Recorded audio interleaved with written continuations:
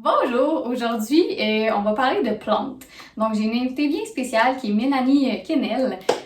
Oui, voilà, moi je l'ai découvert sur un groupe de plantes sur Facebook. C'est Cactus et succulentes, je pense. Il y a celui-là, mais il y a aussi Passion des plantes d'intérieur du Québec. Voilà, puis elle répond toujours bien à toutes les questions. Elle a des bonnes connaissances parce que je vais la laisser se présenter un peu, vous allez savoir pourquoi. Elle a des formations dans le domaine. Ouais, ben moi, j'ai étudié en biologie toute ma vie. J'ai toujours été super intéressée par ça. J'ai toujours fait pousser des plantes depuis que je suis toute petite. Wow! J'ai travaillé chez des fleuristes, chez des paysagistes, puis j'ai mon cours de paysagement et horticulture. OK. Puis j'ai un DEC et un bac en biologie. OK. Puis je travaille en biologie en ce moment. Oui. Ouais. Ah, fait que c'est vraiment une passion que t'en as fait de ton travail aussi. Ouais. Ah, wow! Puis paysagement, t'as-tu fait beaucoup de projets ou c'était quoi? Un petit peu. C'était surtout un cours pratique pour partir en business, là. Ouais. Moi, je l'avais pas tellement, fait que... Ben, chacun son domaine, peut-être d'une autre façon. Ouais. Fait que, ben, merci d'être aujourd'hui avec nous. On va faire vraiment plusieurs petites capsules, probablement, de plusieurs sujets, parce qu'elle a beaucoup de connaissances. Puis là, aussi, on se connaît pas. C'est la première fois qu'on se rencontre. Fait que je vais me présenter pour elle.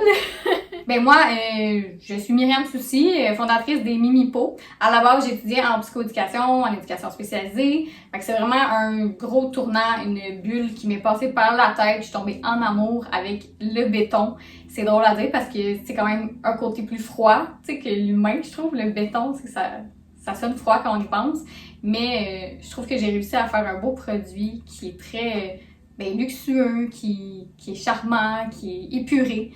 Fait que voilà, maintenant je travaille le béton et Mélanie, me dit c'est toujours conseillé d'avoir des trous, des trous de quoi? Des trous d'aération? Ouais. De drainage. Des trous de drainage! Non, bah ouais, trous de drainage. Oui, c'est parce que là on est à la partie 2, hein, parce que j'avais plus de place dans mon téléphone, fait qu'on a dû recommencer la beauté des choses.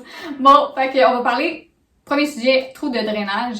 Donc, par exemple, ici, j'ai ma super plante que je me rappelais plus du nom, on va le mettre juste ici.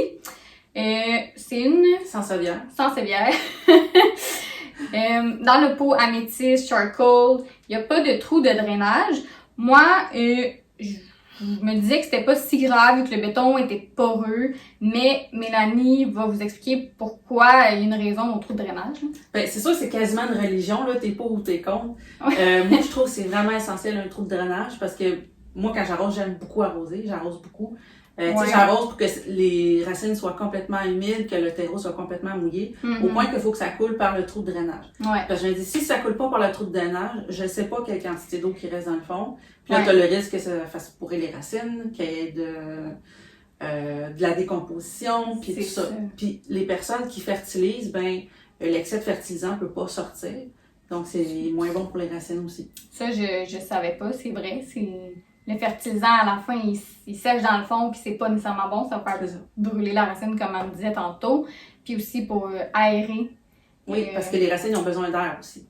Pas juste d'eau, pas juste des nutriments, mais de l'air aussi. Il faut que l'air circule. Exact. Puis je connais pas, moi, le béton parce que j'en utilise pas dans mes plantes. On va les utiliser après. Ouais, c'est ça. Je vais prendre des échantillons.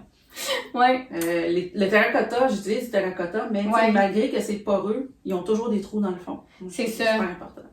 Puis là, moi, mon questionnement, c'était, le terracotta, même, je trouve que c'est vraiment plus poreux que le béton, parce que moi, dans ma recette, j'ai un polymère qui fait que, tu pourrais mettre de l'eau, puis elle va pas s'en aller s'égoutter. Encore là, est-ce que ça fait assez respirer la plante? On disait, faut tester. Donc, comme elle disait, c'est une religion quasiment. Ce qui est conseillé, c'est un trou de drainage pour toutes les raisons qu'elle vient d'expliquer. Ah, un petit détail. Ouais. On voit souvent qu'il y a des gens qui mettent une couche de roche dans le fond pour que ça oui. Ça servirait de drainage, mais non, c'est faux. Parce que l'eau va s'accumuler autant, même si tu as une couche de roche dans le fond. C'est ça, fait que faites pas ça.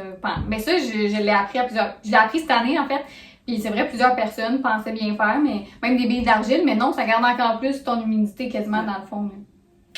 Bon. C'est un vieux mythe. Ouais, vieux mythe qu'on a défait aujourd'hui. Ouais. Mélanie et Mimipo. Hey, M&M. Non! Je sais pas si je l'ai laissé celle-là.